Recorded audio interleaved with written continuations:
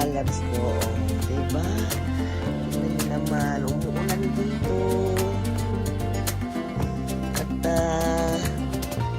si Daddy pinag-ihaw pa kami ng talong.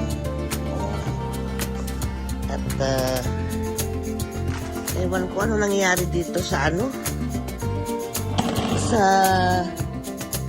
Rino. Ang aga ng lamig namin.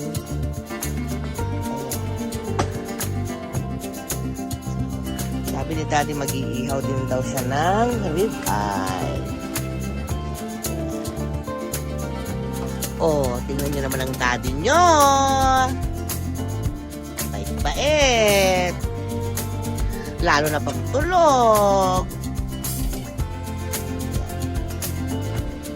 Hello, Kato boy. Oh, Daddy's gonna cook you a ribeye. Are you sure? Oh, kanino yan, Daddy? Kayla. For? Kayla. Sa favorite to.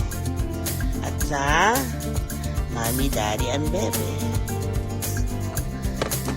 Grabe ang Kilo boy na yan eh. Love na love. Actually, kay Kilo sa kakaipuhan niya.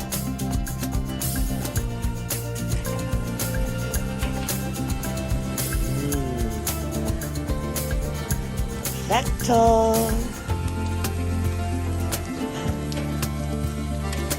Yummy, yummy, yummy.